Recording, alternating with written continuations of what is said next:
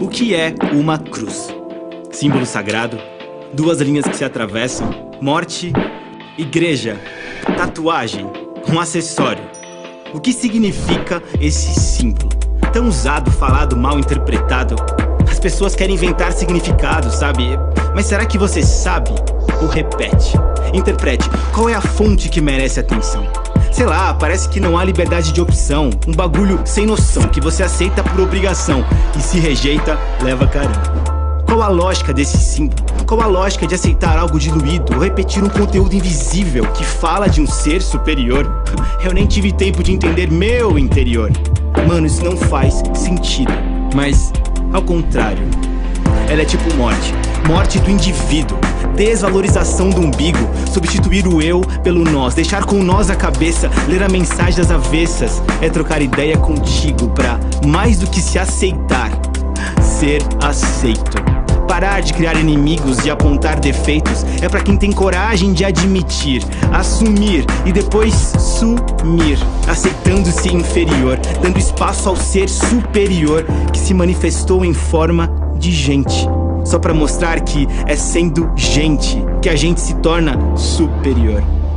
Tá, o símbolo pode ser repetitivo, mas a repetição não muda o sentido que há nas palavras do livro antigo, manja? Mó rolê, desconstruir o que foi construído. Mó loucura aceitar o que foi discutido. Loucura sim, mas e se a loucura fizer sentido?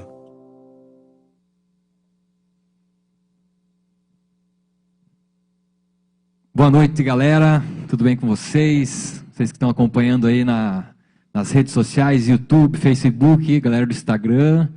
Para você ter uma imagem melhor e assistir os vídeos que você não está conseguindo assistir, você corre lá no Facebook e no YouTube. Mas pode ficar também no Instagram, não tem problema. Mas não fique indo de live para outra live aí. Por favor, fique com nós aí, né? Por favor, até o final. Deus abençoe você. Manda aí para os teus contatos o link. E Deus tem algo poderoso para falar com você que está em casa. Desafio a você mesmo nesse momento a você compartilhar o link aí do YouTube para alguma pessoa que você acha que precisa ouvir essa mensagem que nós iremos falar hoje aqui. A gente vai proceder do mesmo jeito que a gente tem feito nos outros sábados, no nosso Shape, um bate-papo, uma conversa. Hoje nós temos aqui o pastor William e a pastora Nina. Uma bênção, eles vão estar compartilhando conosco aqui também um pouco do que Deus tem ministrado no coração deles.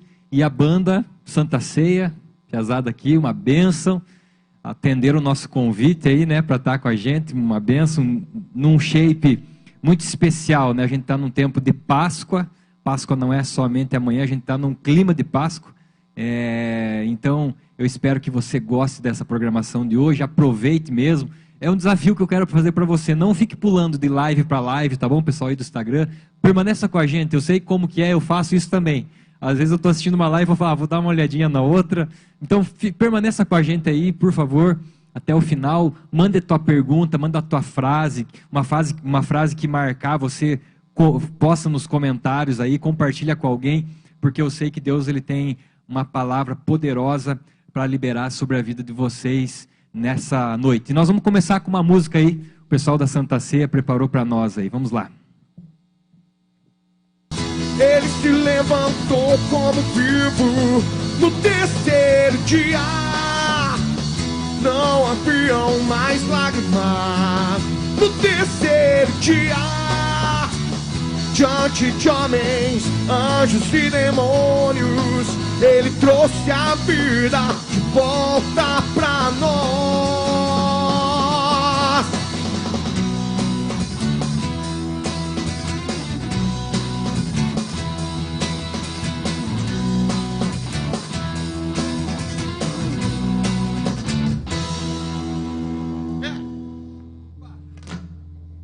Show do milhão. Galera, aqui a vibe tá demais aqui. Essa primeira aí, os piá já quebraram tudo. Terceiro dia, glória a Deus. Porque Deus ressuscitou, Ele tá vivo, Ele tá aqui. Ele tá aí na tua casa, Ele não tá morto. Ele permanece vivo em nossas vidas. E nessa noite, é uma noite, né, não só essa noite, mas esse período. A gente tá no período de Páscoa. A data mais importante. Algumas pessoas falam que é a data mais importante do cristianismo. Eu discordo. Eu acho que ela é a data mais importante de todas as datas, não só para o cristianismo, não só para os cristãos, é a data mais importante da história. A Páscoa é a data mais importante da história. Até os ateus, eles dividem a história antes e depois de Cristo, mesmo não acreditando nos livros de histórias deles, nos livros onde eles rebatem, eles dizem que Jesus não existiu, Deus não existe, eles colocam lá A.C e D.C, eles acreditam, porque eles marcam a história deles também, antes de Cristo e depois de Cristo. Eu esqueci de apresentar a Ju aqui, minha esposa, né? Está aqui com a gente também. É que ela não é convidada, né? Ela faz parte da galera aí, né? Mas, gente, a gente não está na data mais importante do cristianismo, a gente está na data mais importante da história. O que você acha, Júlia? É isso aí mesmo? Eu acho que é, com certeza. Primeiro, eu queria agradecer por poder estar aqui com vocês. Shape. Estou um pouco velhinho já, mas eu sou Shape ainda. Creio em nome de Jesus. Quero ser, continuar, até quando, não sei, né, Ju? Estamos aí. Né, Jones? Mas eu estava, Jones, pensando, hoje pela manhã, esse dia de sábado, como foi aquele dia, né?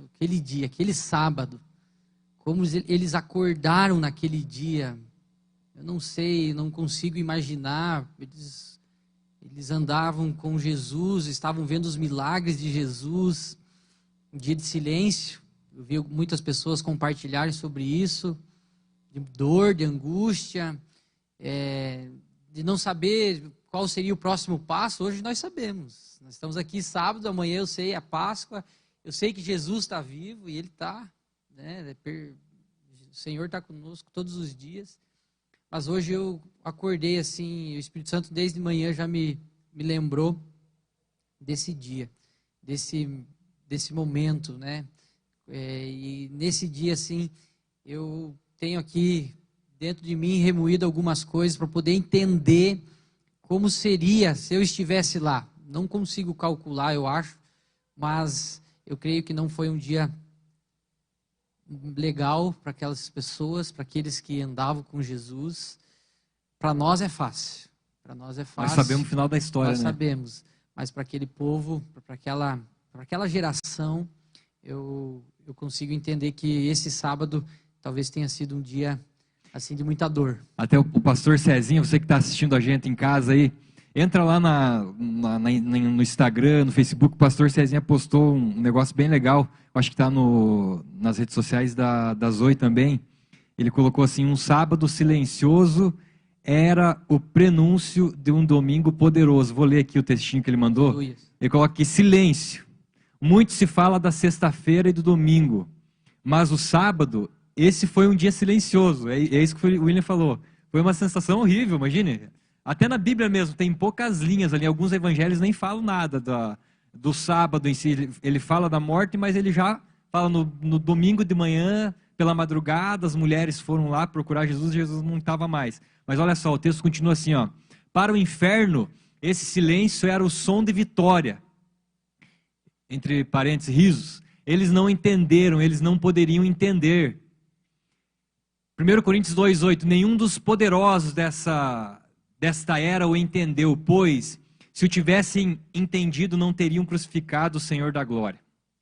Às vezes o silêncio soa como abandono, soa como desespero, soa como derrota.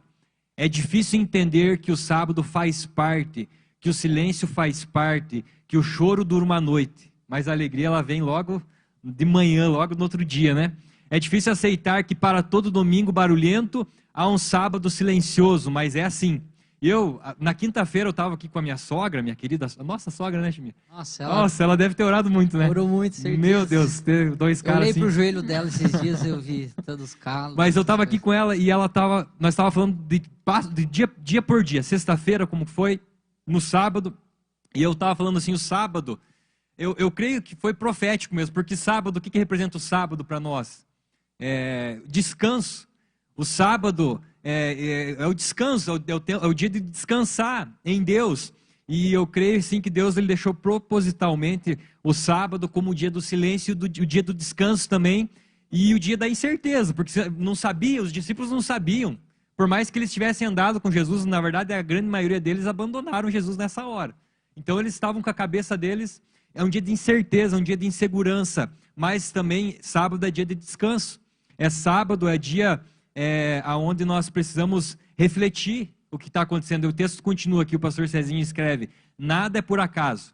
Por acaso, ele nada tem a ver com o acaso. Salmo 56, 8. Registra tu mesmo, ó meu lamento, recolhe as minhas lágrimas em teu odre. Acaso não estão anotadas em teu livro? Continua o texto aqui. O silêncio dos sábados não devem nos assustar. Sábados silenciosos são apenas prenúncios de domingos poderosos. Fique em paz, existem sábados de incerteza, mas somos convictos que haverão domingos de glória. Atos 2, 24. Mas Deus o ressuscitou dos mortos, rompendo os laços da morte, porque era impossível que a morte o retivesse. Silêncio.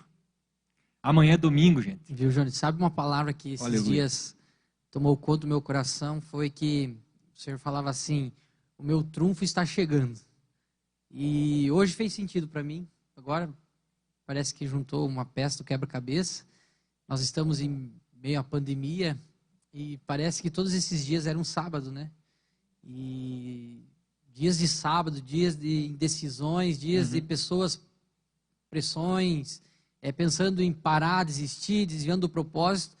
Mas o Senhor falou agora esses dias para mim: William, se acalma, fique em paz, o meu trunfo está chegando.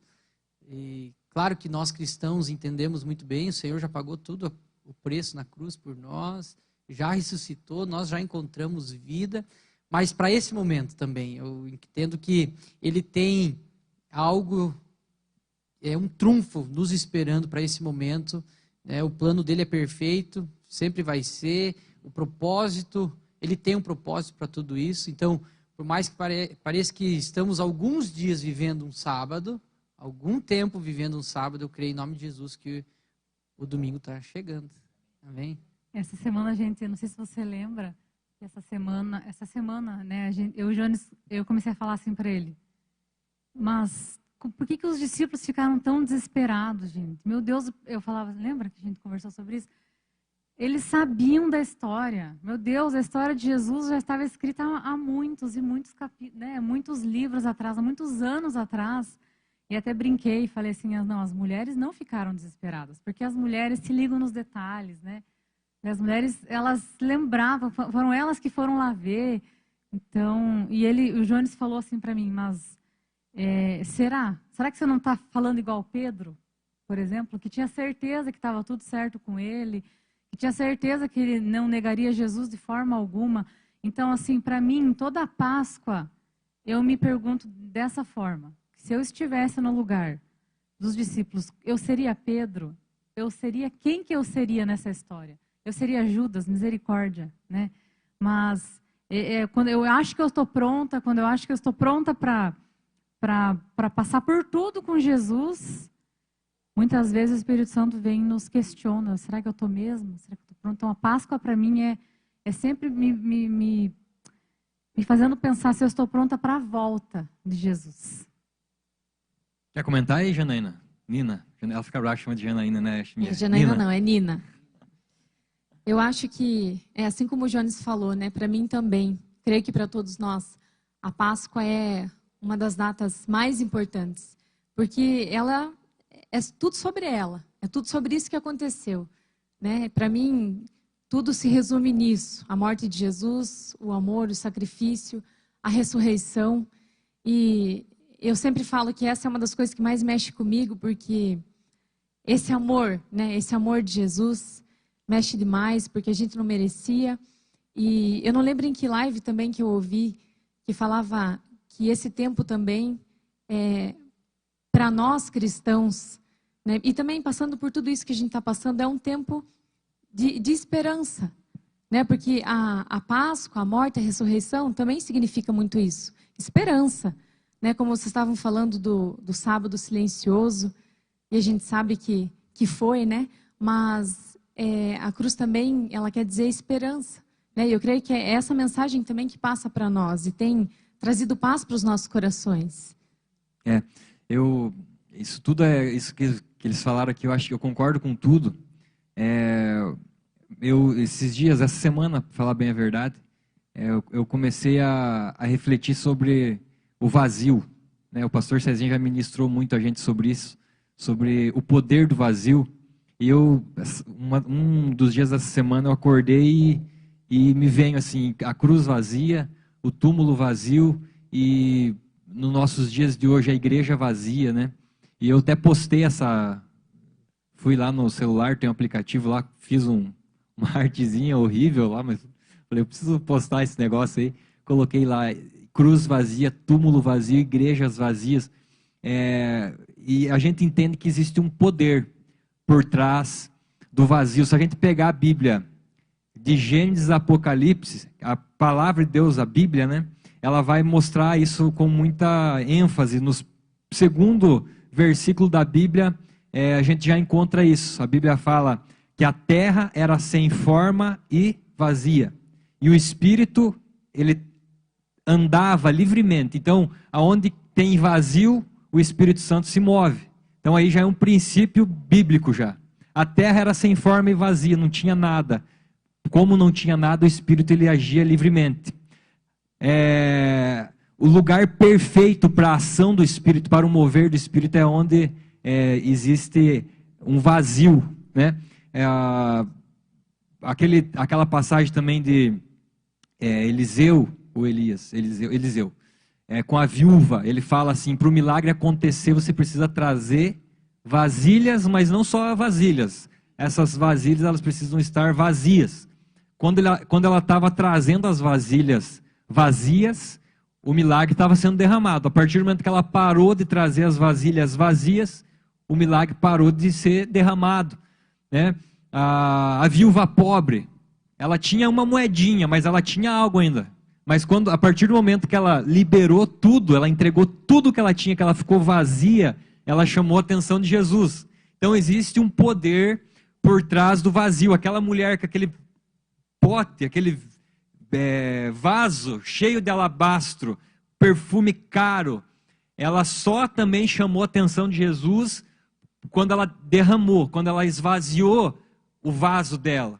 Existe um poder por trás do vazio. Não adianta nada a gente ter algo valioso em nós se a gente não derramar aos pés de Jesus.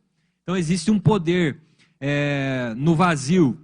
Também podemos pensar assim, naquela questão, eu não posso, eu não consigo, no sentido bom dessa palavra, você dizer assim, Deus, estou zerado de recursos naturais. Gideão, ele falou, eu sou o menor da minha casa, eu sou o mais coitadinho, eu estou vazio. Deus fala para ele através do profeta, ele fala assim, vai nessa tua força. Aliás, Deus fala direto com ele, né? Vai nessa tua força, porque quando nós somos fracos, aí é que nós somos fortes. Existe um poder por trás do vazio. O rei Josafá, ele fala assim, em nós não há força, nós estamos vazios. Deus trouxe a vitória sobre o exército inimigo. Nós precisamos afirmar a nossa fragilidade, a nossa limitação diante de Deus. E eu creio que esse poder do vazio tem tudo a ver com a Páscoa. Túmulo vazio, Cristo mesmo, né? Eu queria ler um texto aqui, e eu já queria abrir para o Shalom comentar também, porque o Shalom está aqui, ele não vai só cantar, né? O Shalom vai comentar aí. O Shalom é o cara que tem umas sacadas muito massas sobre Bíblia, né? Eu queria que ele comentasse sobre isso, mas eu queria ler um texto aqui de Filipenses. Filipenses 2,5, o apóstolo Paulo fala assim, seja a atitude de vocês a mesma de Cristo Jesus, que, embora sendo Deus, não considerou ser igual a Deus. Era algo a que devia apegar-se, mas esvaziou-se a si mesmo, vindo a ser servo, tornando-se semelhante aos homens e sendo encontrado em forma humana, humilhou-se a si mesmo e foi obediente até a morte e morte de cruz. Por isso, Deus o exaltou. A consequência, né? A consequência do esvaziar, né? Pegando essa palavra que até o pastor postou ali, o sábado é o prenúncio para... Um sábado silencioso é um prenúncio para um domingo poderoso. Então, quando você se esvazia, é um prenúncio para a exaltação, no sentido bom da palavra, né? Porque Jesus, ele esvaziou primeiro a si mesmo, primeiro ele deixou de ser Deus, ele começou a viver de forma humana aqui na terra, e depois desse processo de humilhação, literalmente, Deus o exaltou à mais alta posição, o texto continua aqui, e lhe deu um nome que está acima de todo nome, para que o nome de Jesus se dobre todo o joelho, nos céus, na terra, debaixo da terra, e toda língua confesse que Jesus Cristo é o Senhor, para a glória do Deus Pai. O nosso tema desse ano é o ano do transbordar, né? E nós só iremos transbordar depois que nós nos esvaziar. O transbordar do Senhor, ele só acontece quando nós nos esvaziamos. Shalom. Isso aí, Shalom. O que você acha? Precisamos nos esvaziar ou você acha que a gente está falando alguma asneira aqui? É necessário esse esvaziamento para acontecer o transbordar de Deus, pensando nesse sentido aí da Páscoa também. O apóstolo Paulo, ele falava, né? Eu já estou crucificado com Cristo. Já não sou mais eu quem vivo, mas é Cristo que vive em mim. O que você acha?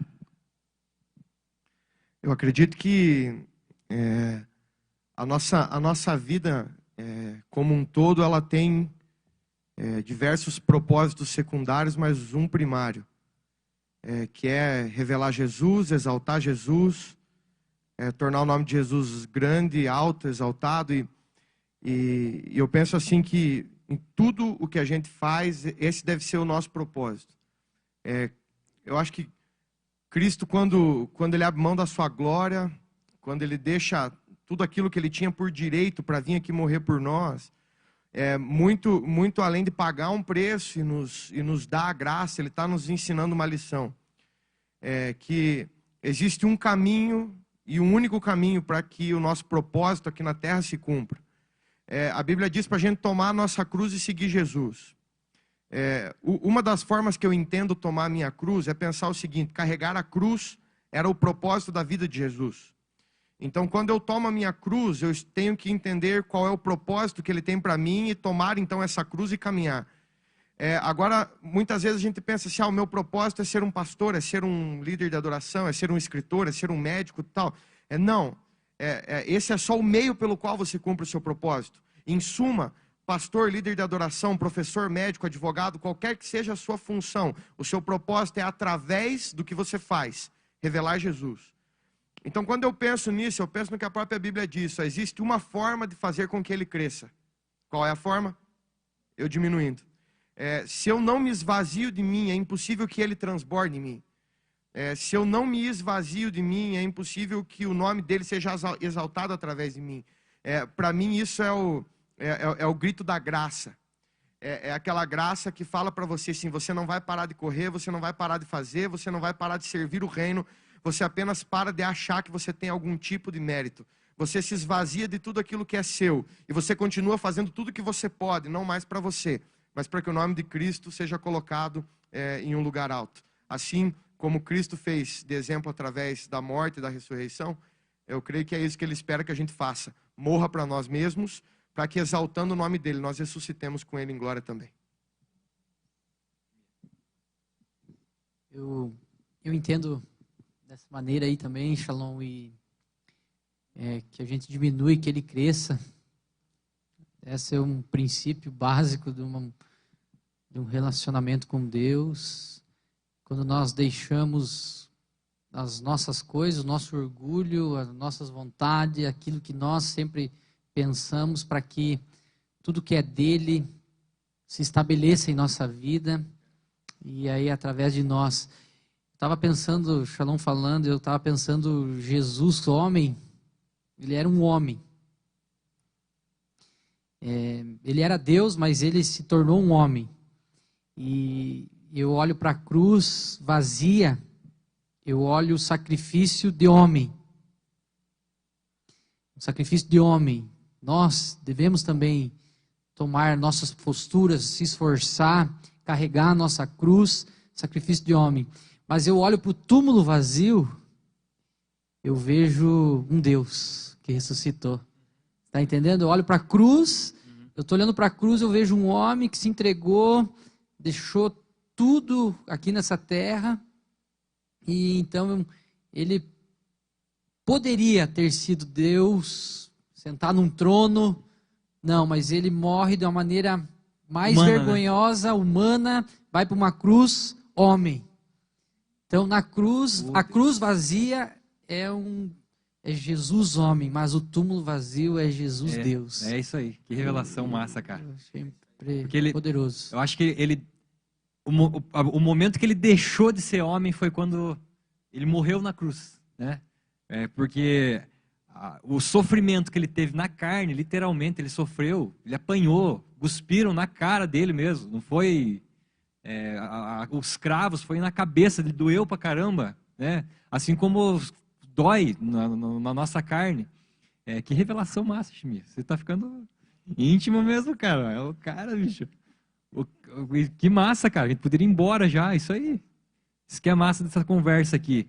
E Jesus, na verdade, eu entendo assim que Jesus ele é o exemplo para nós de quem se esvaziou. Ele deixou de ser Deus. Não que ele deixou de ser Deus, né? Ele foi 100% homem, 100% Deus, aquela coisa que você já sabe. Mas ele começa o ministério dele se esvaziando já. Qual que é a primeira coisa depois que ele é batizado? O que ele faz? Ele vai se esvaziar no deserto. Ele vai para o deserto se esvaziar. O Espírito Santo leva ele para o deserto. Está dizendo assim para nós, para o ministério dar certo. Agora falando de ministério aqui, você que está aí na tua casa, você que está conectado no Instagram aí. Para o teu ministério dar certo, o primeiro passo, e o passo que você sempre vai ter que dar, é se esvaziar. Jesus, ele é batizado por João Batista. Primeira coisa, ele não vai curar alguém. Ele não vai expulsar o demônio de alguém. Ele não vai ensinar alguém. A primeira coisa, ele vai sozinho para o deserto. Se esvaziar. Jejua. 40 dias. Passa fome. E o pior, o diabo ainda tentando ele ali. Se fosse um tempo de jejum, só ele, Deus. Que maravilha, mas o diabo ali, tentando ele, incomodando, pegando no pé de Jesus. Né, nas áreas ali onde Jesus estava com necessidade. Oferecendo pão, oferecendo um monte de coisa. Mas ele se esvazia. Ele termina o seu ministério se esvaziando também. O ministério aqui na terra. O que ele faz? Ele vai, lava os pés de Jesus, os pés dos discípulos. Ele mostra para nós, para o ministério dar certo, o início dele, o final dele precisa ser um ministério onde você se esvazia. Talvez um pouco diferente daquilo que nós entendemos. Eu digo nós, muitos de nós. Que cheguei a um certo nível do meu ministério, agora eu não preciso mais servir, eu não preciso mais me esvaziar, agora as pessoas precisam me servir. Esse não é o modelo de ministério de Jesus. Talvez seja um modelo de ministério de outra religião, outro Deus. O Jesus, ele chega no auge do ministério dele, quando ele vai cumprir o propósito dele. Que o propósito de Deus de Jesus aqui na terra era morrer na cruz e se entregar por nós. É revelar o Pai. E no auge do ministério dele, onde ele poderia falar assim, galera, agora vocês já me conhecem, né? Sabe que eu sou o Filho de Deus, lavem os meus pés agora. Não, ele falou, não, eu vou servir. Porque esse é o modelo do ministério de sucesso. É um ministério onde a gente se esvazia. E mais ainda, ele vai para o Getsemane, em intimidade com o Pai, ele leva alguns discípulos ali, com ele fala, agora a gente vai orar, mas, Deus, o meu desejo não é fazer isso. Ele expressa o coração dele, fala, Deus, se possível, tipo assim, Jesus está ainda falando, vai que Deus muda de ideia, né? Deus, se possível, passa de mim esse cálice sem que eu beba. Mas, tudo bem, se o Senhor achar que eu preciso me esvaziar ainda, nos últimos momentos da minha vida eu vou me esvaziar. 100%, isso aí foi o ministério de Jesus, 100% se esvaziando. A Bíblia fala que ele não tinha onde encostar a cabeça dele, era um cara que renunciava muito. O evangelho não tem a ver com ganhar coisa. Se você está andando com Deus pensando que você vai ganhar algo, esse não é o evangelho bíblico. Esse não é o evangelho de Jesus. O evangelho tem a ver com perder coisas. Quando você perde coisas, aí sim você está vivendo o evangelho. Aquele que quiser andar com Jesus, negue-se a si mesmo, tome a sua cruz dia a dia e siga-me. Esse é a proposta do evangelho. Você se tornar vazio para que ele te encha. essa que é a verdade. O que você acha, Nina? É isso aí, Jones. Eu fico pensando assim, se ele que era Deus renunciou, ele sim tinha algo a perder, né? Na verdade, muitas coisas a perder. E ele sendo Deus, renunciou tudo isso. E às vezes a gente fica aí, né, se doendo, né, para renunciar a algumas coisinhas, mas eu acho que é exatamente isso. A vida com Deus é isso. Esse negócio de se esvaziar é você entender que é você viver entendendo que você não vive mais para você, para as tuas vontades. Você vive agora para fazer a vontade do teu Pai, do teu Deus, né? Você renunciar. Eu acho que tem tudo a ver com renúncia também, né? Tem tudo a ver com renúncia. Eu demorei um pouco para entender isso. Essa vida, essa parte da vida com Deus, sabe? De que para exaltar o nome dele, eu preciso me esvaziar. Eu preciso renunciar à minha vontade. Não é mais o meu querer que importa, é o querer dele que importa. É o que ele quer, não o que eu quero. Né? No começo do nosso ministério, eu consegui entender mais isso. Né? Que não importava muito se eu queria ou não. O que eu pensava para a minha vida, o que eu sonhava para a minha vida, era o que ele queria. Era cumprir o propósito dele aqui na Terra. E para isso a gente precisa se esvaziar. Eu preciso renunciar ao que for necessário. E aí, nesse vazio, é nessa hora que eu me esvazio que ele se faz forte, aquilo que o Shalom falou. É nessa hora. E a gente entende, né, que não é por nós, é por ele. E apesar, na verdade, de ser difícil a renúncia, o que eu acho mais maravilhoso em Deus, é difícil você renunciar. Mas depois que você renuncia, gente, você encontra sentido para tudo. Verdade. Ao invés de você ficar triste porque você deixou de algo, você se torna cada vez mais feliz, e mais convicto, mais cheio de Deus, sabe? Então, você percebe que, na verdade, você só renunciou a algo que você nem precisava, Exatamente. né? Que o que você precisava mais era ser cheio de Deus. Ontem, antes de dormir, a gente está numa luta agora para fazer a Isabel dormir, a gente está apelando para as historinhas, né? E a gente lê um livrinho que, sem perceber, Deus estava querendo falar comigo, na verdade. E o nome do livrinho era Jesus em Mim. E ele falava basicamente sobre não só o plano de salvação, mas a vida com Deus em si. Quando você quer aceitar Jesus, você quer receber Jesus no seu coração.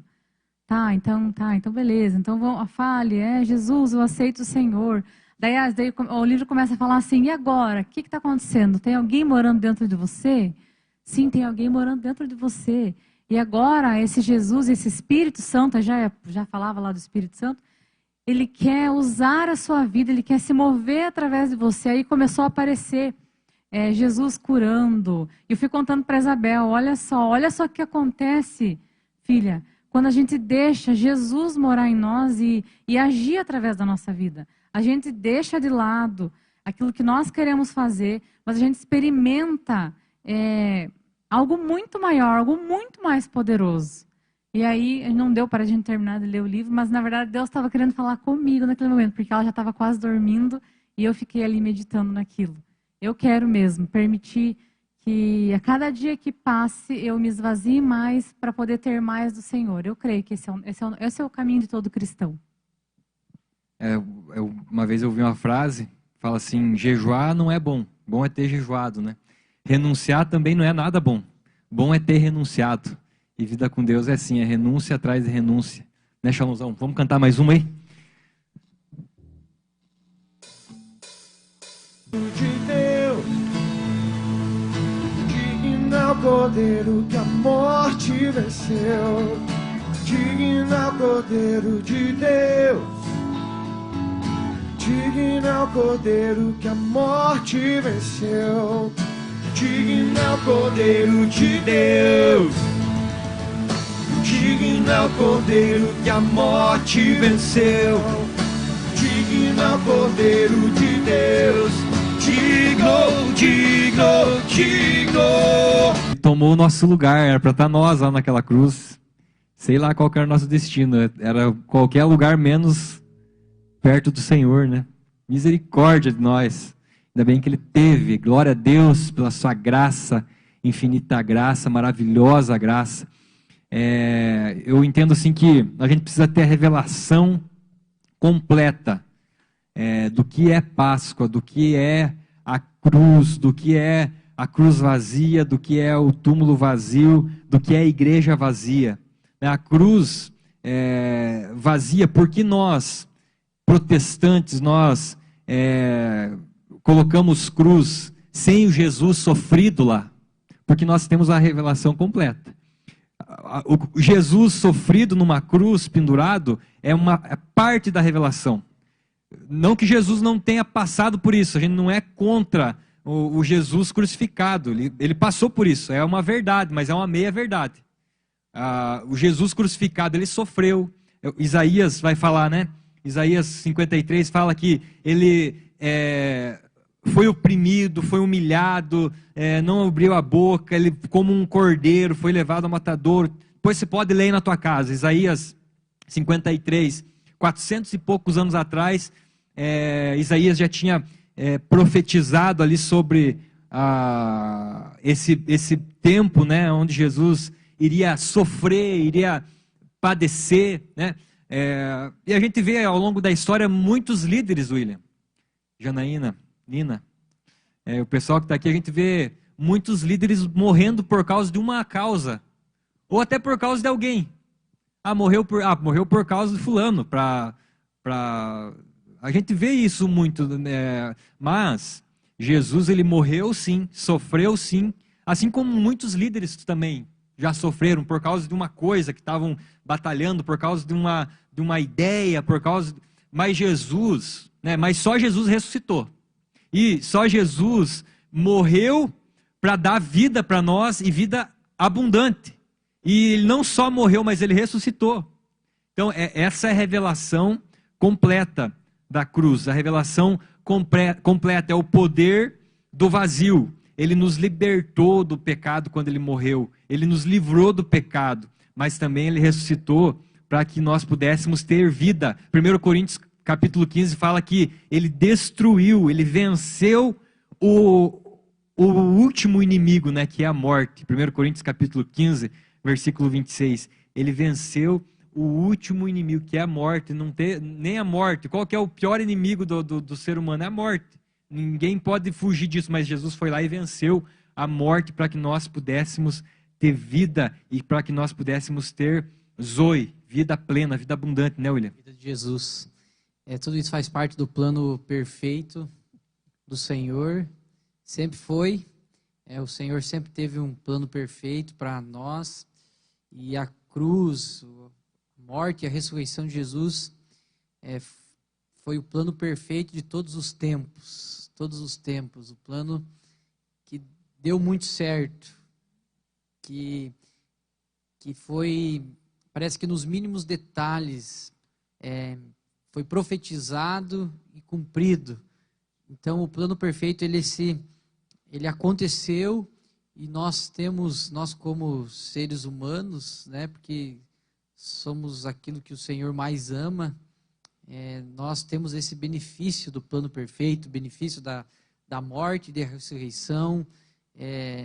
Por mais que nós não somos merecedores, aquilo que o Shalom falou, tudo é pela graça, pela graça mesmo, nós recebemos, mas por essa graça, por essa cruz, quando ele ressuscitou, nós fomos libertos, nosso pecado a nossa dívida foi paga, e nós podemos desfrutar disso, podemos. O que eu vejo é muitas pessoas não desfrutando, né, por não saber ou por não querer, né? E eu, a partir do momento que eu fiquei sabendo, depois que eu entendi, depois que isso foi desvendado para mim, eu tenho falado que a revelação é como se tivesse uma toalha aqui por cima desses copos, e no final aqui eu tirasse essa toalha e então fosse revelado esses copos. A partir do momento que parece que algo foi tirado dos meus olhos, ou desse plano perfeito, então aconteceu uma revelação. E eu quis tomar posse disso. Eu quero experimentar desse Jesus que morreu. Como pode tanto amor, como pode uma pessoa morrer por mim sem eu merecer? Era para mim estar pregado numa cruz. É um Deus que se preocupou Jesus trouxe esse relacionamento, um dos significados também da morte e ressurreição é para que nós nos aproximássemos mais do Senhor, de Deus, rasgou o véu. Então, tem muito amor em tudo isso, e quando eu entendi tudo isso, parece que eu precisei cair de cabeça, querer tudo isso para mim também, viver disso. Eu percebo que muitas pessoas não vivem desse amor, não experimentam desse amor. E isso é nossa, não sei se é a nossa indignação, é por isso que estamos aqui, mas por isso que nós pregamos, falamos. Às vezes as pessoas falam assim, vocês estão ficando loucos, mas algo foi revelado a nós, e hoje nós queremos transmitir às outras pessoas. Causa indignação mesmo no nosso coração. Tem uma coisa assim que toda a Páscoa também eu me lembro, são das pessoas que estão vivendo a revelação pela metade. Porque assim, na verdade, nós não estamos aqui para julgar essas pessoas, mas vamos falar agora da nossa natureza. Nós entendemos muito mais a morte. A gente compreende muito mais a morte. Nós perdemos pessoas, né? Não é fácil para nós entender a ressurreição. Por isso que é algo que é pela fé mesmo, a gente crê, a gente como que é a palavra? Usufrui. Eu também, por muito tempo, vivi sendo cristã mesmo, vivi só a realidade da morte. Só, não deixei isso, né? Não deixei a revelação completa atingir meu coração. Porque depois que a gente permite isso, nossa vida é transformada. Teve uma vez que a gente fez uma viagem, a gente estava contando isso para o Jones ontem. E eu fui conhecer uma igreja muito famosa que tem aqui no Brasil, não vou citar nomes, né? Mas é uma igreja assim bem longa, assim, a entrada dela era bem longa. E aí, quando a gente entrou naquela igreja, tinha um caixão lá na frente. Eu falei assim, meu Deus, uma igreja pública assim, né? Tá tendo um velório, umas horas dessa. E tinha gente em volta. Eu falei, não acredito. E eu fui entrando, assim, fui conhecendo, era uma igreja bem bonita. Gente, quando eu cheguei lá naquele caixão, era um Jesus que estava lá dentro. Eu passei tão mal, comecei a passar tão mal. Eu tinha vontade de fazer um escândalo lá dentro. Eu tinha vontade de sair gritando, gente do céu, tirem esse coisa daqui, porque Jesus não está aqui, não está morto, meu Deus do céu, não foi um caixão que prendeu ele, muito menos uma cruz, nada prendeu Jesus. Eu fiquei muito, muito chocada. Aquilo mexeu demais comigo e me fez pensar no quanto muitas pessoas ainda vivem isso. Não estou falando só de outras religiões ou de pessoas que não conhecem a Deus, mas de nós cristãos, que estamos frisando mais aquilo que... frisando a metade da história, sendo que Deus tem uma história completa para nós. Para muitas pessoas, a cruz, né, Jones, representa a morte. Nós sempre falamos isso, mas para nós representa a vida, né? E a vida de um cristão, para muitas pessoas, também representa a morte. Agora vai parar de fazer isso, vai parar de fazer aquilo. A cruz para o mundo é loucura, né? Virou careta. Aquelas palavrinhas assim. Mas para quem entendeu a cruz, sabe da vida que isso tem. Né? De onde o caminho de bênção. Então, caminho de vida. A Bíblia fala, morte, você tem como escolher morte ou vida, bênção ou maldição. Né? E eu acho que todo mundo, né, com sã consciência vai querer escolher a vida. Né? Então, a cruz, né, vamos repetir aqui, não representa a morte, representa a vida.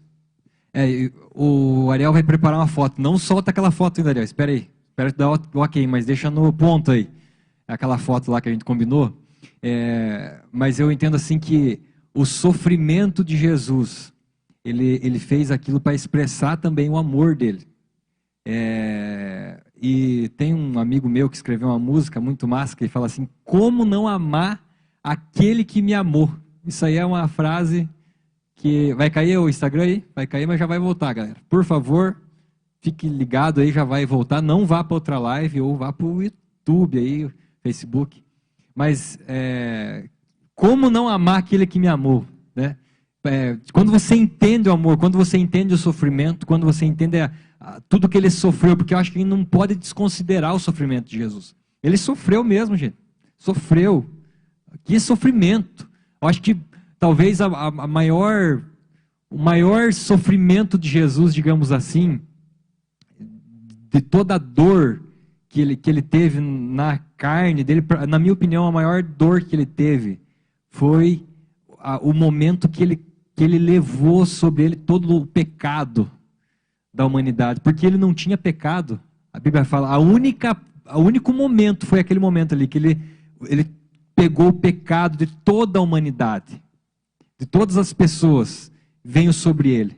Ele pagou esse preço. Eu acho que sim, foi a maior dificuldade para ele, porque ele não tinha pecado. Ele ficou um tempo ali com o pecado. Isso é uma longa discussão teológica, eu não sou muito bom nisso, mas assim, eu acho que foi o pior sofrimento, aquele que não pecou, aquele que não tinha pecado, aquele que era santo, experimentou um pouco do pecado e nesse momento que o pecado vem sobre ele é separado do Pai. Mas isso dura, e logo depois ali, ele faz aquele ato. Então esse sofrimento para mim, eu acho que foi o maior sofrimento de Jesus, e nós não podemos desconsiderar esse sofrimento, mas nós precisamos nos lembrar que ele não só sofreu, que o maior trunfo dele foi a vitória da cruz e deixou a cruz vazia. E a segunda coisa, o túmulo vazio. Mostra a foto lá agora na tela, Ariel. Olha a foto aí, ó. O programa ao vivo é assim. Põe na tela para nós aí, Ariel. A foto. O Ariel acho que nem está lá mais. Ele deve estar assistindo outra live de outra pessoa aí, sei lá de quem.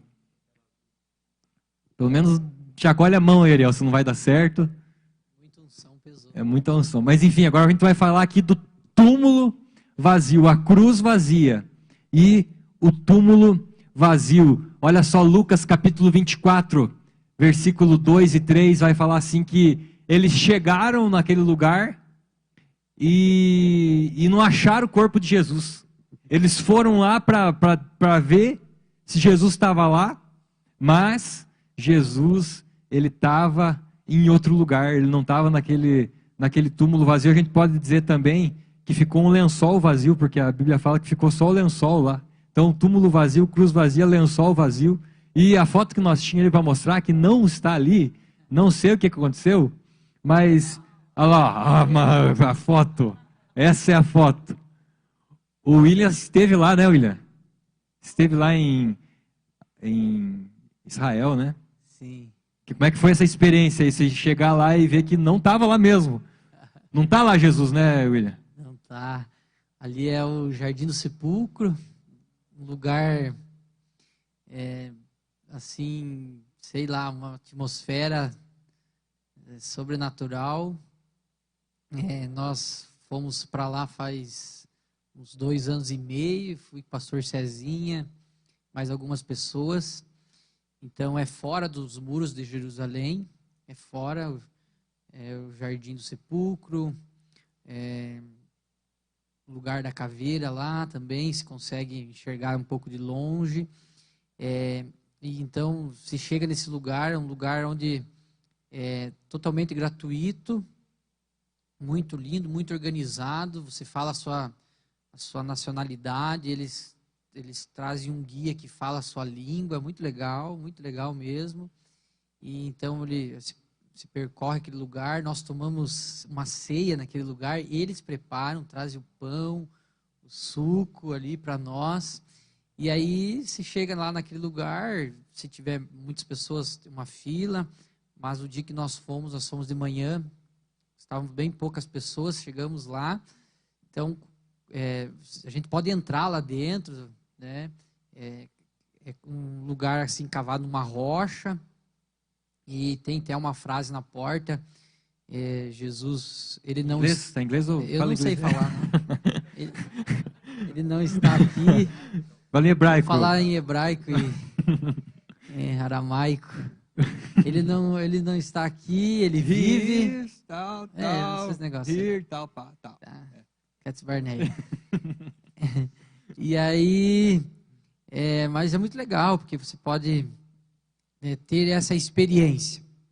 O guia até nos falou, porque Jerusalém é um lugar único e que acontece muitas coisas. E qual a certeza que foi ali?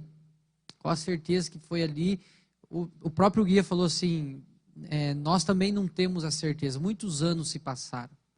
Né? Então ele falou, pode ser que você tenha sido em outro lugar, mas o que importa é que ele não está aqui. Né? Onde for, ele não está. Isso é o que importa, é que ele está vivo, ele ressuscitou. Se é nesse lugar onde a gente foi, ou qualquer outro, ele não está. Ele vive entre nós. Cara, eu aconselho, quem pode ir, não é só o sepulcro, não é só o jardim ali, mas Jerusalém é uma cidade assim que todo cristão, eu acho, todo cristão mesmo que tiver condição, conseguir, você começa a enxergar a Bíblia, a entender coisas assim de outra maneira, com uma outra ótica, e é muito revelador, uma experiência assim bem legal. Túmulo vazio, cruz vazia, igreja vazia. A Nina postou uma frase hoje, essa semana, não sei. Ela anotou assim, não sei se foi um Ctrl+C, Ctrl+V, mas achei bem legal. Ela colocou assim, ó, o plano nunca foi que esses lugares permanecessem ocupados. Túmulo, cruz, igreja. Eles foram ocupados para que nós nunca ficássemos vazios. Isso que você escreveu, né, Nina? O que você quis dizer com isso? Deu para entender já, mas quando você quis postar isso, você falou que eu preciso expressar esse sentimento meu. Uhum. O que você pode dizer sobre essa frase que você postou lá? Não foi Ctrl+C, Ctrl+V, tá? É exatamente isso que eu quis dizer. Exatamente. Não, é que eu acho que realmente não era plano de Jesus que esses lugares permanecessem ocupados. Fez parte do plano, para que hoje a verdadeira igreja, que somos nós, não ficasse vazia. Né? E eu acredito que a partir disso é o que a gente tem que olhar, é com isso que a gente tem que se preocupar, com nós, né? Em permanecer cheios, sempre. E eu acho que nesse tempo agora, essa verdade está ficando cada vez mais clara, de que Jesus não está aonde muitas pessoas acham que ele está, pregado numa cruz, num túmulo ou nas igrejas físicas, né? Jesus não está aí. E eu acho que essa verdade está ficando muito mais clara agora nesse tempo. Jesus está em nós. E é isso que a gente precisa cuidar, né? A gente precisa ter essa consciência da presença de Deus em nós. Ele está em nós, ele vive em nós. Nós somos a igreja. É isso aí. E antes de nós ir para última coisa aqui, a gente falou sobre a cruz vazia, túmulo vazio. E antes de nós ir para a igreja vazia agora aqui, e já vou adiantar, a gente vai falar sobre duas coisas. A igreja vazia, templo, essa estrutura aqui que está bem vazia aqui. A gente está em algumas pessoas, aqui não vou falar o número, senão vou me complicar, mas está dentro do limite aí, né, sei lá do que estão pedindo, para a gente estar, das aglomerações. A gente está em 14 pessoas, o Mike me ajudou ali. Mas além desse templo vazio, a gente vai falar da igreja, templo do Espírito Santo, permanecer vazios. A gente vai cantar mais uma, Shalomzão aí. Banda Santa Ceia.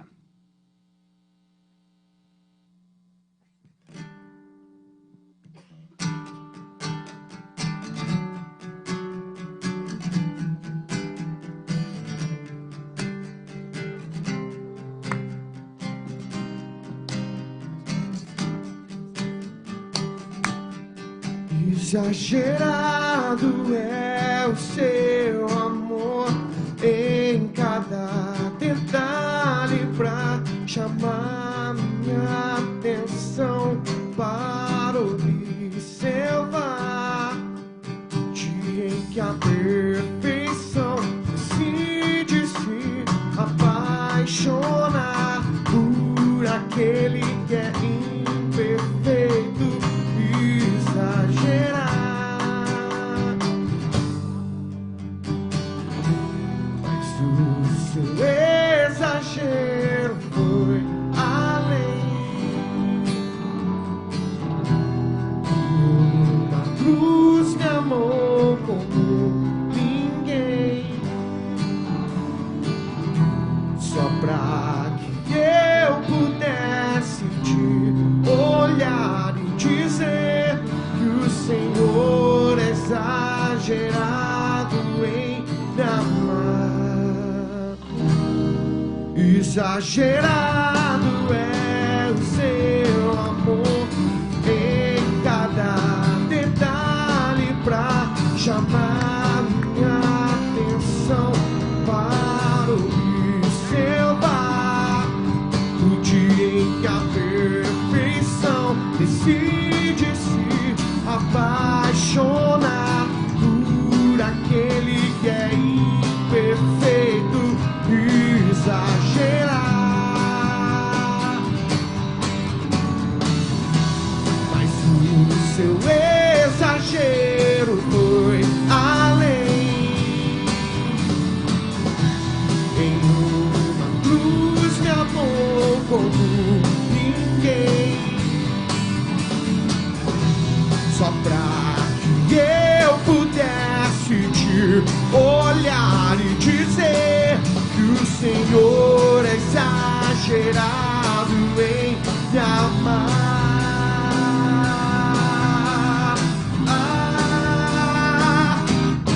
E como não me apaixonar, tudo que você faz é me fascinar. Seu exagerado amor. E como não exagerar no meu jeito de te amar, você se entregou por mim, eu faço o mesmo pra você. E como não me apaixonar, tudo que você faz é me fascinar. O seu exagerado amor. E como não exagerar no meu jeito de te amar, você se entregou por mim, eu faço o mesmo pra você. Show! RGzão, show do milhão. Galera, então agora a gente vai para a igreja vazia. Templo vazio. Depois que Jesus ressuscita, hoje eu estava pensando nisso.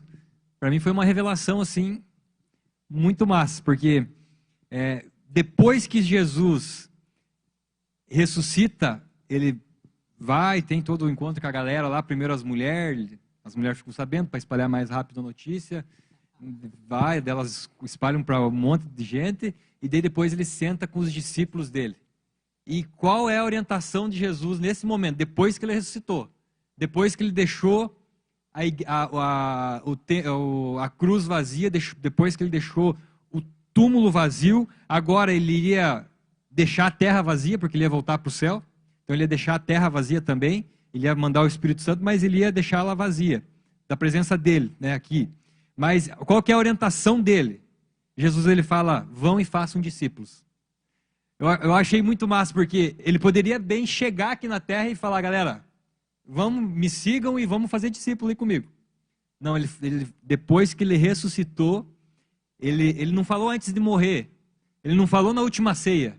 Falou, galera, vamos ceiar junto aqui, vamos cantar um hino, mas lembre-se, eu vou morrer, mas façam discípulos depois, tá? Depois que, lembre-se disso. Não, depois que ele ressuscitou, ele falou, vão e façam discípulos. Eu fiquei pensando assim, a orientação de Jesus ela é muito, assim, ele não errou em nenhum momento onde ele não, tipo assim, esqueci de falar isso para eles, vou falar agora. Não, estava tudo programado.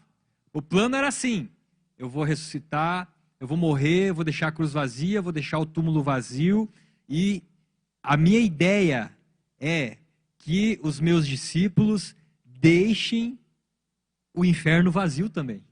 Porque o inferno não é um lugar para pessoas. Ó, galera, vão e façam discípulos, deixem o inferno vazio e povoem os céus. E a ideia, Jesus não falou assim, viu, vamos fazer o seguinte, vamos montar um monte de igreja, um monte de templo e vamos encher essas igrejas. Não, Jesus não falou, tanto que a igreja primitiva ela não começa em templo, ela começa nas casas.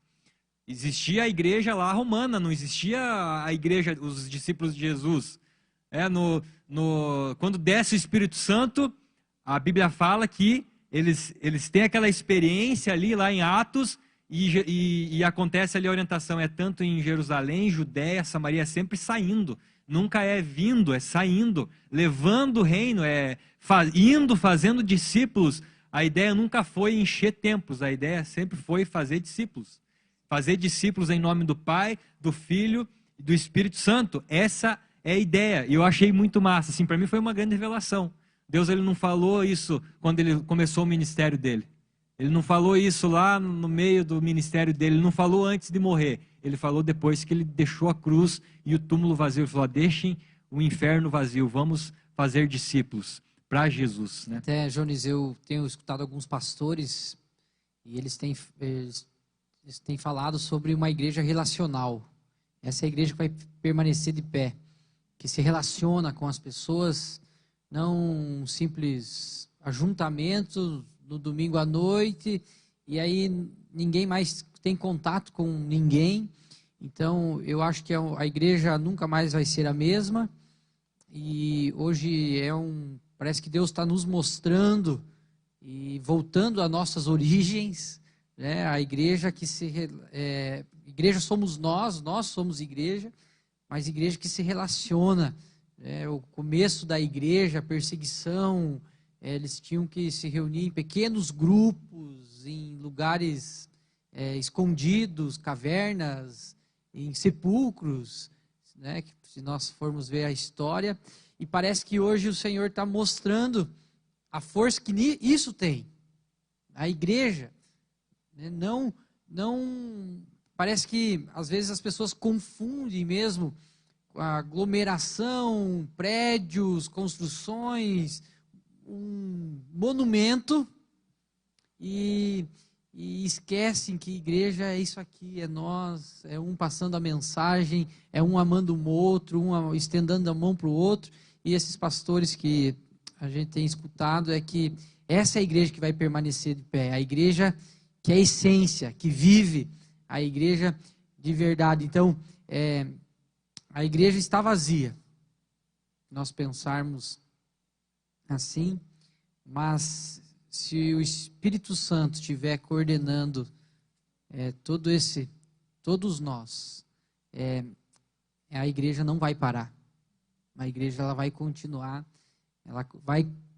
cumprindo o seu propósito, que é ir e fazer discípulos, ganhar vidas, esvaziar o inferno e povoar o céu.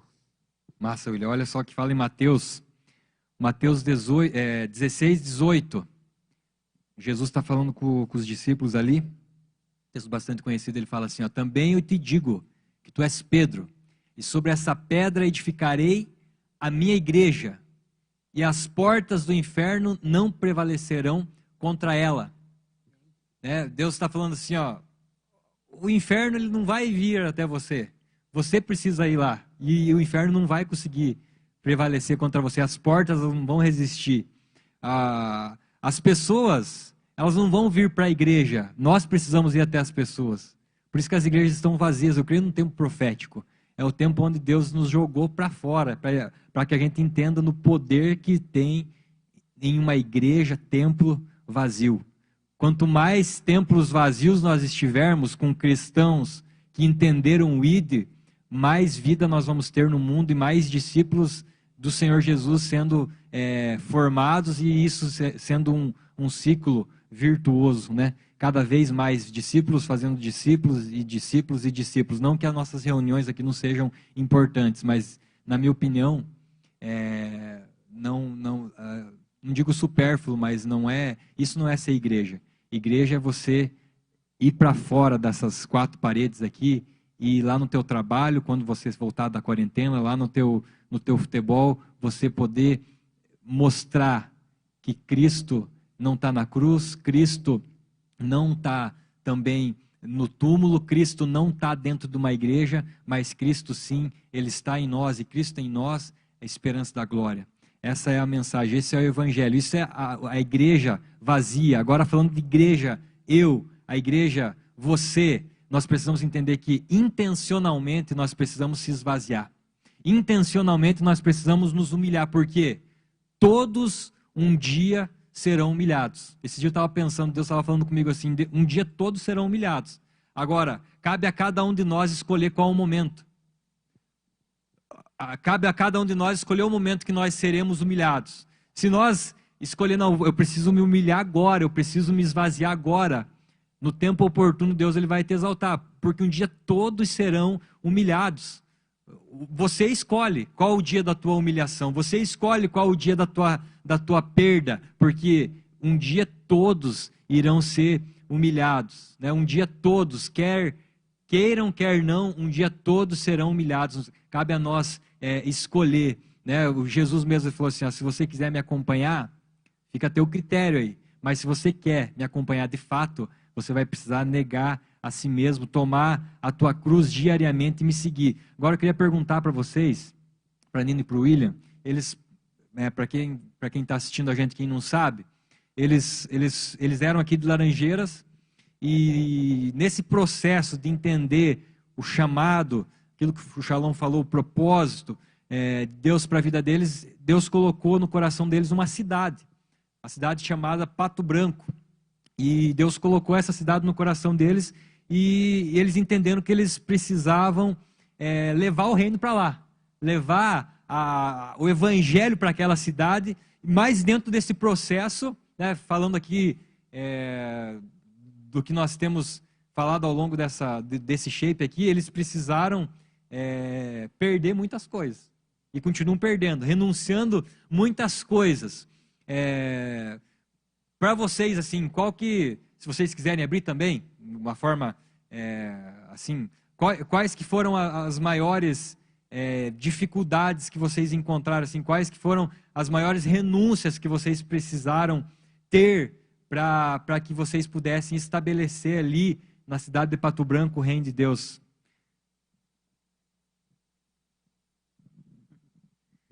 Então, Jones, para nós sempre foi base de muita renúncia. Eu acho que resume muito. Eu acho que o cumprimento do propósito, daquilo que o Senhor tem para nós e para todos, à medida do que nós vamos caminhando no propósito, também à medida que nós vamos renunciando. E renunciar para nós sempre foi uma característica, sempre precisou.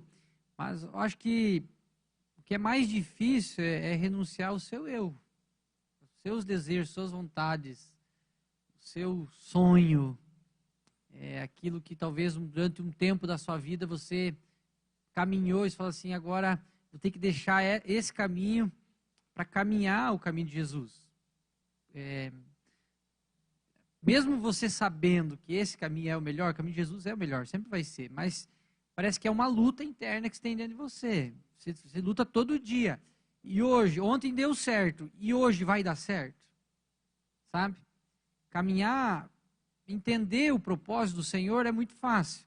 Caminhar por Ele que é difícil.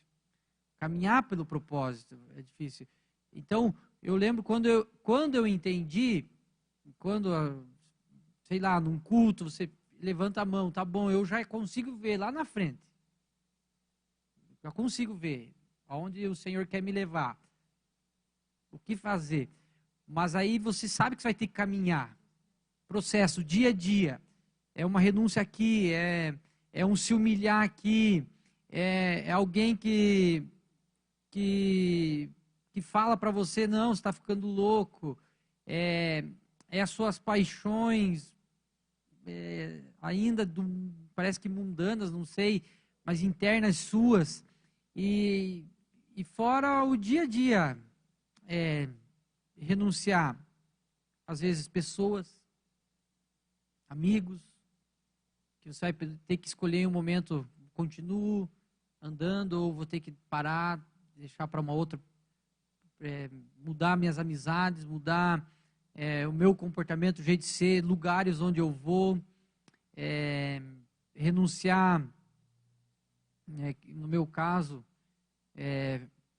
uma faculdade, você ficou 5 anos, renunciar à sua cidade. Nós tivemos que ir para Pato Branco,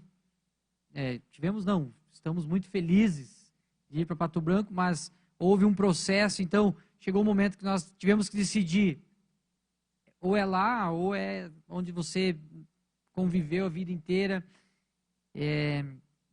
Você ter que escolher, até, vou falar aqui, outras pessoas para andar junto, mas relacionar com outra igreja que você está iniciando. Né? No nosso relacionamento aqui como igreja era sempre muito tranquilo, porque a igreja estava pronta, tudo funcionando, e aí então você também decide viver isso em outra cidade. Debaixo de muita renúncia, e tudo vale a pena, sempre valeu a pena. Eu sempre falo, se pudesse eu faria, se tivesse que fazer eu faria tudo de novo, mas sem renúncia não vai acontecer. Sem renúncia, eu brinco sempre com o pessoal, olhar as fotos é sempre legal, mas tem muita coisa por trás das fotos, tem muita coisa que ninguém vê, ninguém enxerga, o joelho dobrado, o momento que você está sozinho, que você talvez não, por mais que a gente tenha uma liderança, meu Deus, a gente não tem o que falar, estou aqui do lado do Jones, não posso falar, normal, mas pastores, meu Deus, mas por muitas vezes você se encontra sozinho, você fala, eu que preciso decidir. Então, muita coisa precisa renunciar, para que o propósito do Senhor se cumpra. Essa renúncia constante, né, eu acho que é você continuar caminhando, você continuar fazendo aquilo que Deus te chamou para fazer, no lugar onde Ele te colocou, mesmo com os teus problemas, mesmo com as tuas limitações, mesmo com as tuas lutas interiores. Essa é a renúncia, a minha maior renúncia, né? A minha renúncia constante é o meu eu, é lutar contra aquilo que eu penso sobre mim mesma, é lutar contra aquilo que muitas vezes eu quero, mas eu sei que não é a vontade de Deus. Mas é assim, o nosso chamado sempre exigiu muita renúncia, mas é como o William falou, valeu muito a pena, vale muito a pena você ver os frutos disso, você entender o que eu acho mais legal não, o que eu gosto muito é que você entender que você está no lugar onde Deus chamou você para estar, fazendo aquilo que Ele chamou você para fazer, você está no lugar certo. Você está no centro da vontade dele. E isso não tem. Glória a Deus. O William e a Nina, eles são, para mim, na minha opinião, assim, de andar de perto, eu conheço muitas pessoas que são relevantes nessa geração. Para mim, eles são pessoas relevantes. Se existe uma palavra que define eles, além da paixão, além das renúncias, é relevância. E essa semana, a live que o Shalom fez com o Paulinho, eu achei muito massa.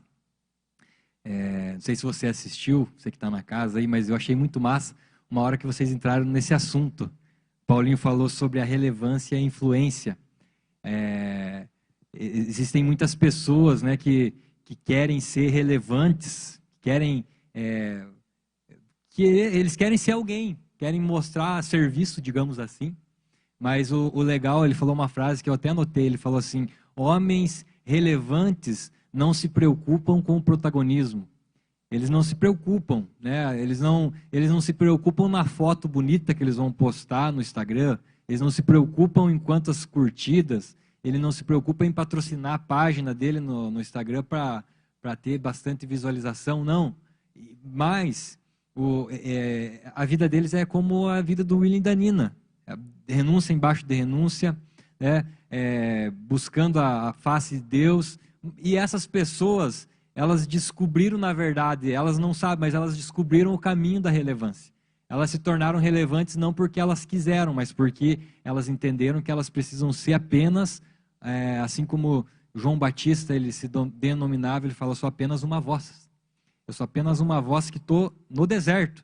Eu não estou na igreja, eu não estou bombando no Instagram. Não, eu estou lá no deserto, onde ninguém quer ir, mas mesmo assim, lá no deserto, tendo a motivação certa, sendo uma voz, lá no deserto existem pessoas que vão atrás de mim, porque elas percebem que não tem a ver comigo, mas tem a ver com Deus, tem a ver com a presença de Deus que eu atraio através das minhas renúncias, através da frase que João Batista falou, é necessário que ele cresça e que eu me esvazie, que eu diminui cada vez mais. Agora um recado para você, jovem que está me assistindo, adolescente. Eu amo trabalhar com vocês, com jovens, adolescentes, mas nós vivemos uma geração onde a gente percebe que existe uma necessidade de influência. Você quer influenciar. O jovem, ele faz parte da natureza dele querer ser alguém, querer influenciar alguém.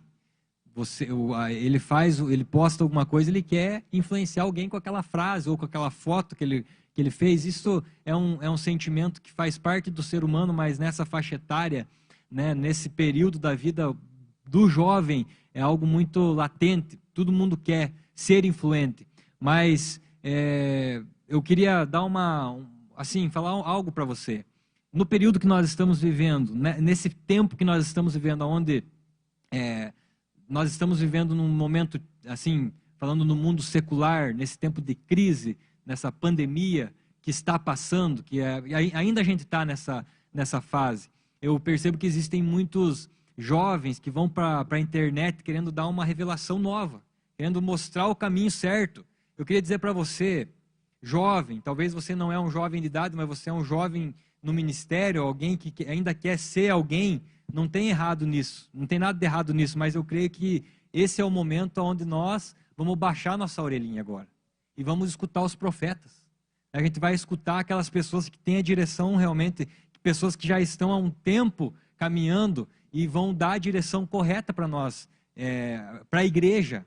Né? Nós começamos ontem com a igreja, a gente está aí há 10, 12, 13 anos, 15 anos de ministério.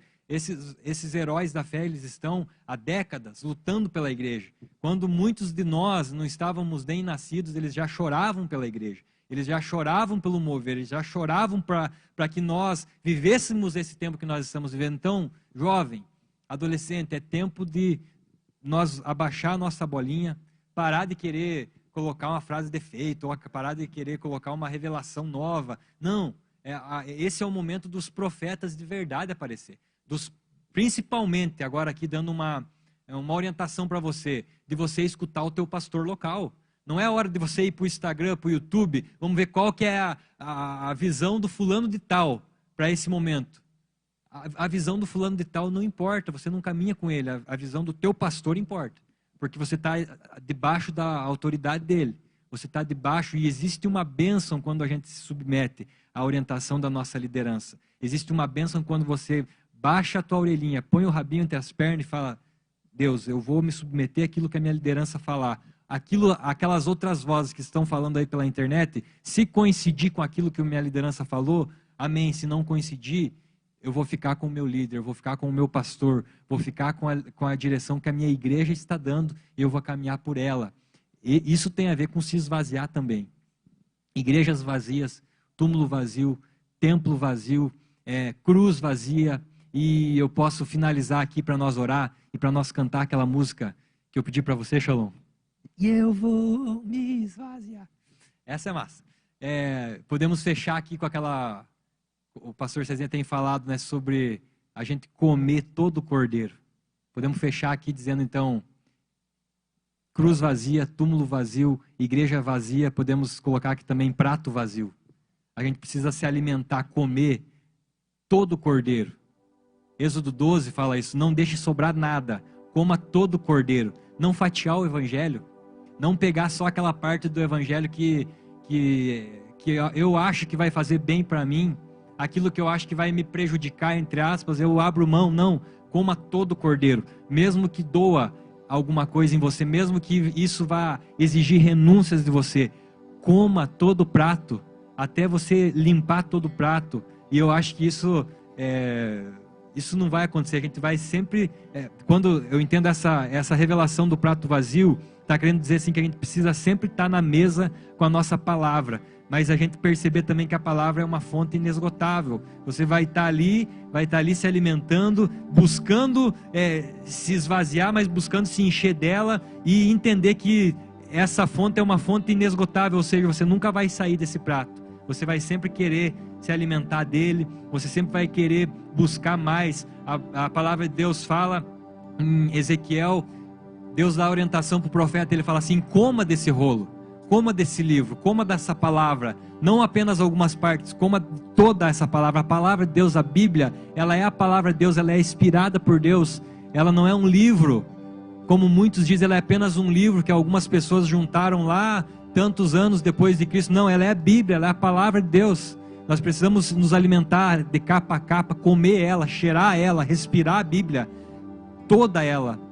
Nós precisamos nos mover nesse sentido. Eu queria que você aí na tua casa, enquanto nós cantássemos essa música aqui, enquanto nós estiver cantando, que você esteja em oração e que você comece a falar para Deus nesse momento: Deus, o que eu preciso me esvaziar? Qual é, nesse período, Deus, desse período da Páscoa, quais são as coisas que eu preciso me esvaziar? O apóstolo Paulo fala: tende em vós o mesmo sentimento que esteve em Jesus, que se esvaziou. Pai, nós queremos nos parecer com Jesus, não só no Jesus amoroso, não só no Jesus bondoso, não só no Jesus perdoador, mas também nós queremos nos parecer no Jesus que se esvaziou. Pai, nós queremos nos esvaziar, Deus. Mostra para cada um de nós que está na sua casa, Deus, cada um de nós que está aqui, Deus, o que nós precisamos nos esvaziar, Deus. Em nome de Jesus, ó Pai.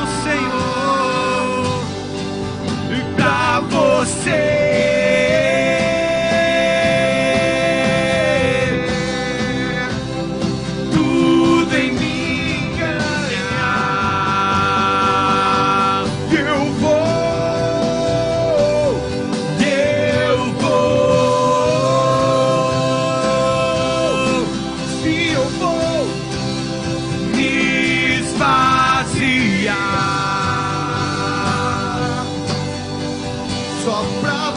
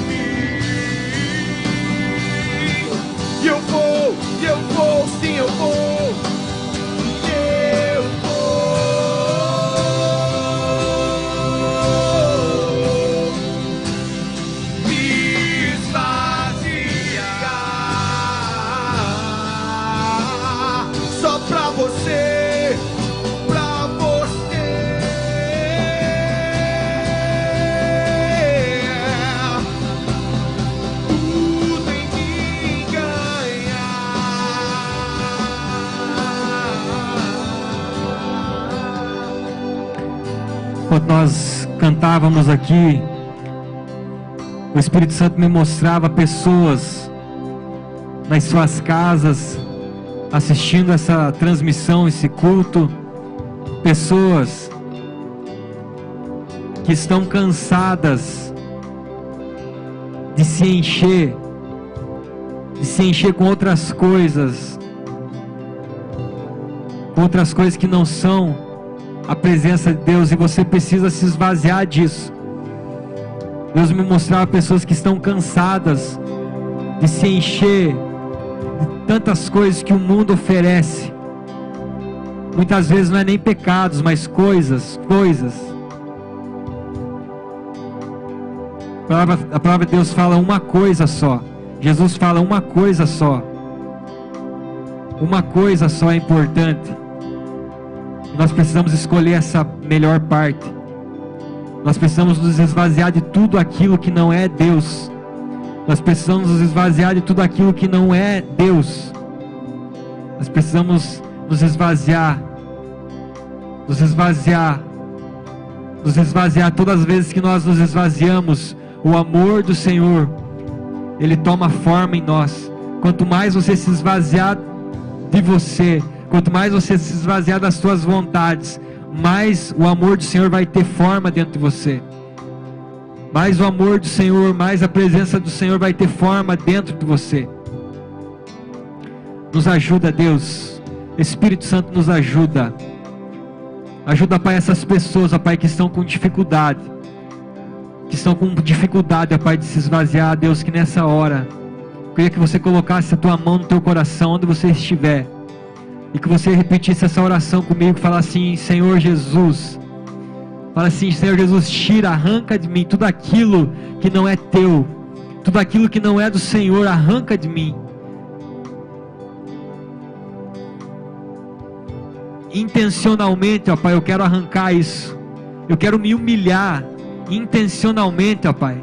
Eu quero arrancar de mim tudo aquilo que não vem do Senhor. Arranca de mim, ó Deus, toda a vontade minha, a vontade da minha carne, a vontade do meu eu. Livra-nos, ó Pai, de nós mesmos, Deus. Nos livra-nos de nós mesmos, ó Pai. Nós somos miseráveis, ó Pai. Nós não temos nada de bom a oferecer ao Senhor, ó Pai. Arranca, ó Pai. Arranca o nosso coração de pedra, ó Deus. Tira, ó Deus, toda a podridão, ó Deus, que o pecado deixa em nós. Tira, ó Deus, tudo aquilo, ó Pai, que impede o teu transbordar, ó Pai, em nós. Arranca, ó Pai. Em nome de Jesus, que a tua mão arranque de nós, ó Deus. Nós queremos esvaziar, nos esvaziar, ó Deus. Nós queremos nos achegar diante do Senhor com ousadia, mas nós queremos chegar diante do Senhor vazios, ó Pai. Nós queremos nos achegar diante do Senhor vazios, ó Deus. Vazios, ó Pai. Nós cremos que existe um poder no vazio. Existe um poder, ó Deus, no vazio. Em nós não há nada de bom, ó Deus. Em nós não há força, ó Pai. Em nós, ó Deus, não existe nada que nós podemos oferecer para Ti. Nós estamos vazios, ó Pai. Nós estamos prontos, ó Deus. Nós estamos assim, ó Pai, como a terra lá em Gênesis, ó Pai. Ela estava vazia, ó Deus. Nós sabemos, ó Pai, que esse é o melhor ambiente para o Teu Espírito Santo se mover em nós, ó Deus. É isso que nós queremos, se move em nós. O mesmo Espírito Santo que ressuscitou Jesus, o mesmo Espírito Santo que deixou aquela cruz vazia, o mesmo Espírito Santo poderoso que deixou aquele túmulo vazio, esse mesmo Espírito Santo nos enche agora, Espírito Santo. Esse mesmo Espírito que esvaziou tantos lugares, vem nos encher agora, Espírito Santo. Esse mesmo Espírito Santo que deixou a cruz vazia, esse mesmo poder que deixou o túmulo vazio, nos enche agora, porque nós estamos vazios. Vem nos encher, ó Pai. Nós não queremos ser mais os mesmos, ó Deus. Nos esvazia de todas as ideias que nós temos do Senhor e traz grandes revelações do Senhor, ó Pai, em nome de Jesus. Essa é a nossa oração. Nós acreditamos, cremos no poder do vazio. No poder do vazio, ó Deus, nós nos esvaziamos. Nós nos esvaziamos, ó Pai. E eu vou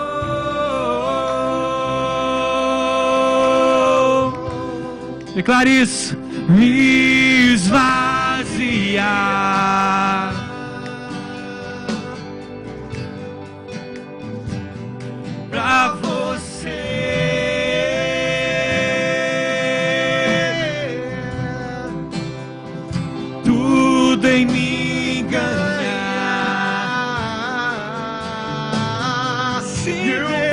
Sim, Senhor.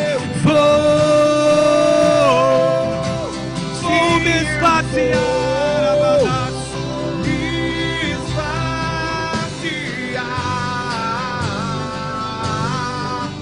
Só pra você, pra você.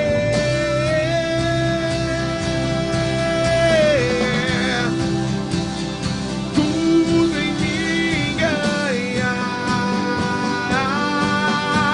Eu vou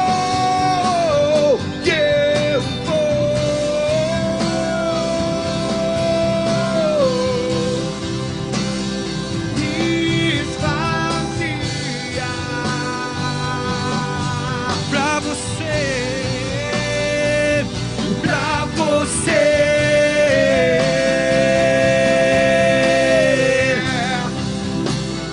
Tudo em mim ganhar.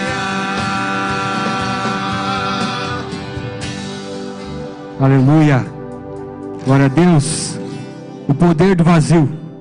Em nome de Jesus. Cruz vazia. Túmulo vazio. Igreja vazia. Você vazio.